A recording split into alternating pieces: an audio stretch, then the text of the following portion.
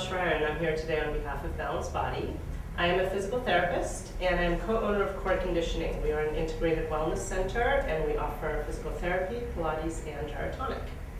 So the exercise we're going to be doing today in this segment looks at trunk strengthening, pelvic stabilization, scapula stabilization.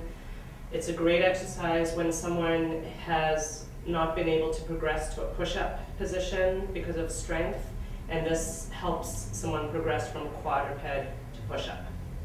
And so we start in quadruped, and the thing with this exercise is the less springs we have on the carriage, the harder this exercise is. So usually I try to do this exercise with one spring the first time, make sure someone has their form down, make sure everything looks good and there's good stability, and then slowly take away the spring tension. And the goal is to do this exercise without any springs on the carriage. So I'm going to have you go into quadruped. Your hands are going to go on the wood and your feet are going to go against the shoulder rests. So I have her now on one blue, and I'll start there and then I will take it off and do it without any springs. Now there's 4 components or 4 parts to this exercise. 2 of the movements at the hip, 2 of the movements at the scapula. So I'm going to break it down the first time so that she knows what I'm doing. But before we even start, I want to make sure that she has good stability in quadruped.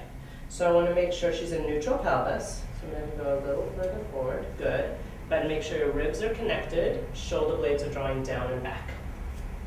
So she looks good there. Her knees are right under her hips, and her feet are in line with her knees, and her hands are right under her shoulders, reaching long out of the top of her head. So I'm going to have you reach your knees back. So she's going into hip extension, maintaining her pelvic stability. Now she has a tendency here to go into a posterior tilt and round her back and draw your knees back into quadruped. So we're going to do that again. So that's one of the compensations that you'll see. So I want to make sure her trunk stays really straight and in neutral. So you're going to keep staying lengthened through here as you reach your legs back. Keep drawing your shoulder blades together a little bit more. There you go. And come down, and I want to see a long line from her head to her knees, and then draw your knees back under you. Good. Now we're going to do the same thing from the upper body. So keep your knees under you and just press away from the arms, maintaining neutral pelvis. Excellent. And draw it in from right beneath your underarms. Excellent. One more time. Press it out. Good. And then draw out of the top of your head to draw you back.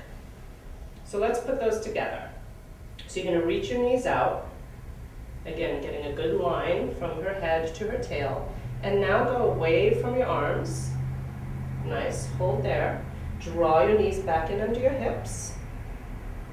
And then bring your whole body back forward. So that's the combination of the exercise, and I'm going to take the spring off since I know she understands it and I feel that she's safe to progress to being able to do it without any springs. But before she starts, I do keep my foot on the carriage to make sure that everything stays safe, and I will keep my foot very close so that if I feel the carriage is losing control, I'm right there for her. So staying in all those same positions, your knees are going to go out first and keep it in control. You might need to keep the range a little smaller. Press the carriage out, and now she's working very hard here. Draw the knees back in under your hips, and then bring the carriage back in over your hands. We're going to do it one more time. Inhale to prepare. Exhale, press your knees back. Draw it through your belly and keep your shoulder blades connected. Good. Now take it out, and this is where most of the work is, maintaining the stability with no assist. Draw the knees in under your hips, and then draw the carriage back over your hands. Good. And I'll put the spring back on. And you can sit up. So you could see when I took the springs away that was very challenging for her. And I like how it does progress to a push-up position. You could then take this into a push-up position. It's hard for a client to know exactly where their body is because there's no proprioceptive input, there's no visual input of understanding where the pelvic and scapular stability are. So it's good for clients to just learn to trust where their strong body is in neutral pelvis and neutral scapula. So it's a good exercise. You can modify it depending on how much springs you want to use. You can break it down and make it just about the pelvis or just about the scapula, or put the whole thing together and make it that much more challenging. So thank you for joining us, and we hope to see you again.